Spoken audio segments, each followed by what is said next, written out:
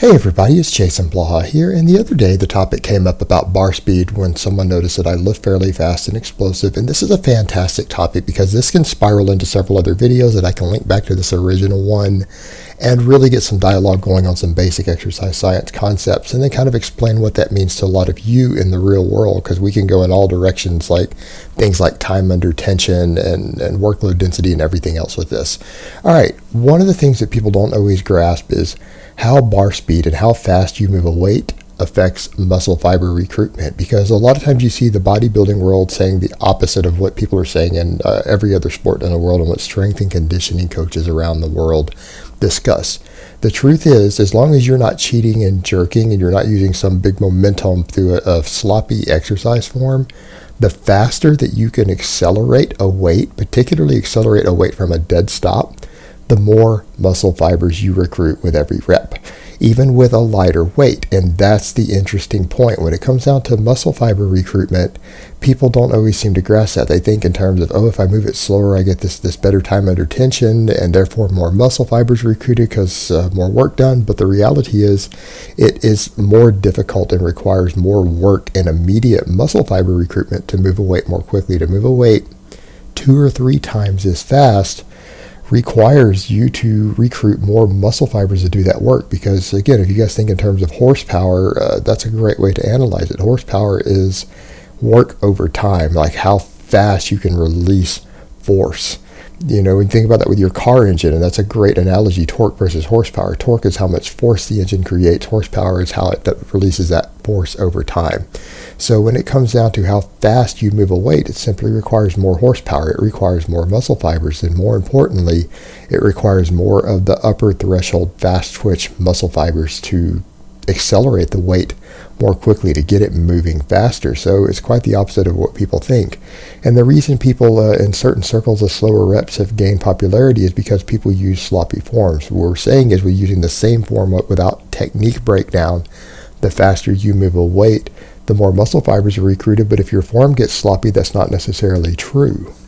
And when it comes to smaller exercises like isolation movements, it might be like a concentration curl or something.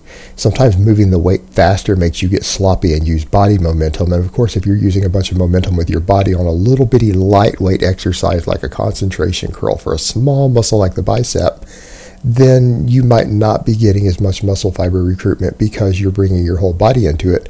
But if you could lock your arm into place and accelerate it more quickly with full range of motion, even on a concentration curl, it would go back to the original point that you would recruit more muscle fibers. And it's important to note here what even the Russian researchers noticed all the way back during the Cold War, when they were really investing a lot of energy into beating Americans at sports and in the Olympics during the Cold War. They had determined that even lighter weights, like 50% of your 1 rep max, if you can accelerate it fast enough, you hit the same sort of muscle fiber recruitment, the same upper threshold fibers that you do as if you trained a muscle failure, or even you're attempting like a training max or close to a 1 rep max. You can hit those same muscle fibers with a really light weight without even going to muscle failure if you can move the weight fast enough. And it makes sense from a physics perspective that it would work that way, because there's nothing magical about muscle fiber recruitment. It is purely physics. You have to get a weight moving. It requires a certain amount of force generation, and it has to be fast force generation. So that requires the upper threshold fibers. And the thing to remember is that muscle fibers work on a rate coding system. When you recruit the fibers in a muscle, it recruits everything sequentially. It starts with the slowest fibers, and it goes through a series. Your body does. A rate coding is the same in every human on Earth. We don't know of any exceptions. There could be a genetic mutation, but we haven't found one yet.